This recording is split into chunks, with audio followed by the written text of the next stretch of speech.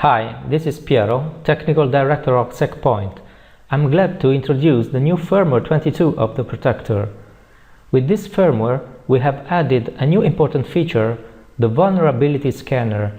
It is a simplified version of our vulnerability scanner product, the penetrator. To start a new scan, simply click on New Vulnerability Scan in the New Vuln Scanner menu. This will open a new window where you can enter the IP or list of IPs that you want to scan. It is important to remark that the vulnerability scanner embedded in the protector is fully functional, but allows you to scan only computers in the same subnet where the protector is installed. So it allows you to assess the vulnerability of all the computers in your own LAN. Here I can see that the subnet of my protector is predefined here, and if I want to scan the whole subnet, I can simply click Add here. Now, let's suppose that I want to scan a lower number of IPs. For example, I can enter a range of IPs like this, or I can even enter a single IP. In this case, I can see that this IP is already included in the range that I have already added. So if I click Add here now, this new IP will be automatically marked as excluded from the scan.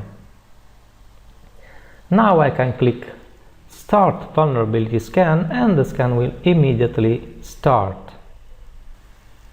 On the welcome page, we can now see in this indicator that the vulnerability scanner is active, is running. So if we want to see what's going on, we can go to the list of vulnerability scans and we can see the scan proceeding.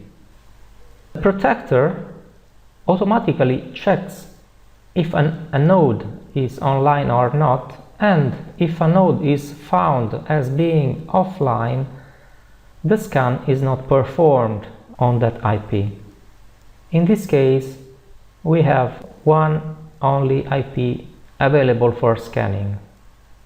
Of course, the protector can perform the scan of many IPs at the same time. The number of IPs that I can scan simultaneously depends on your license type.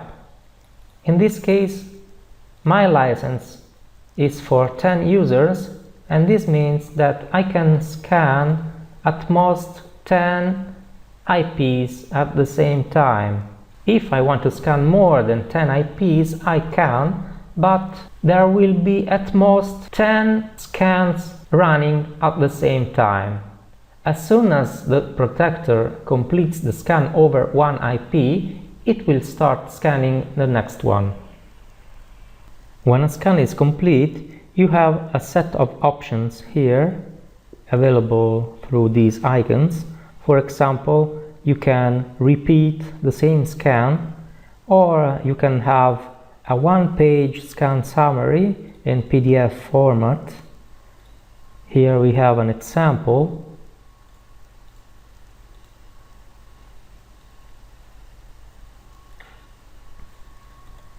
Or you can have the full PDF report where you have a list of all vulnerabilities found and the solution to fix them.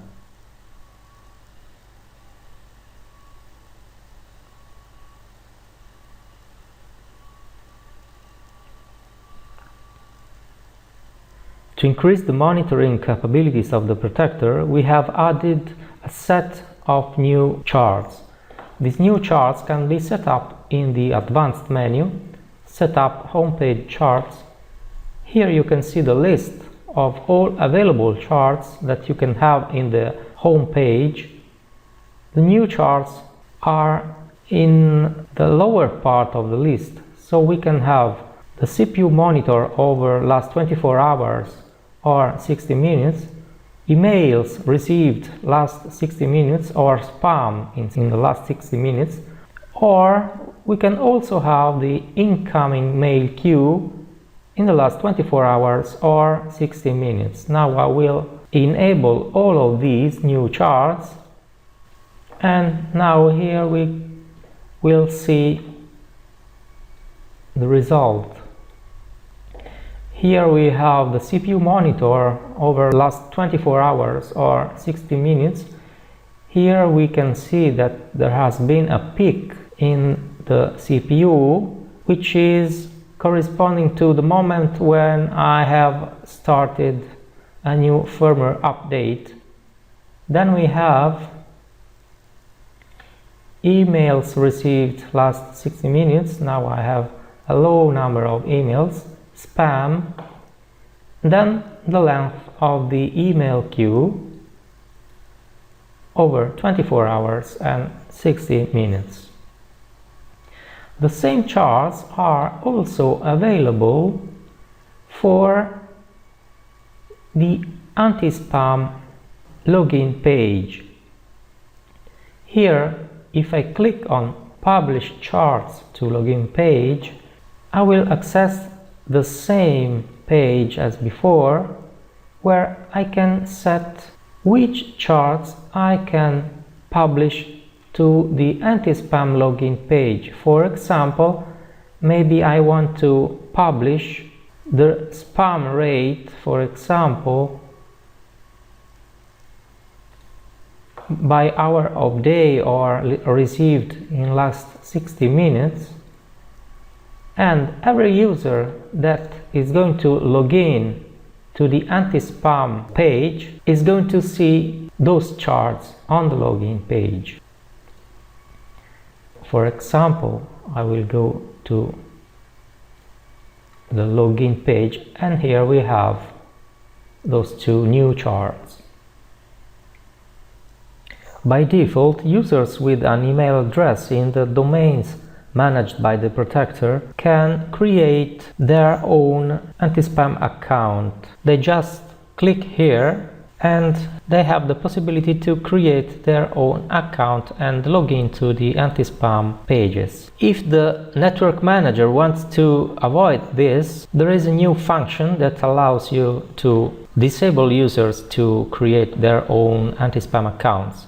You go to the advanced menu, email configuration, self-user creation, and you just click on this checkbox, and as soon as you uncheck this checkbox, the anti-spam user login will not allow users to create their own account.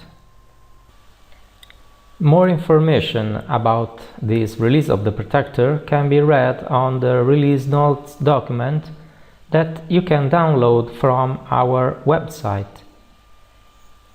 Well, it's all for now. I hope you will enjoy the new Protector 22, and thank you for watching this video. See you next time. Bye bye.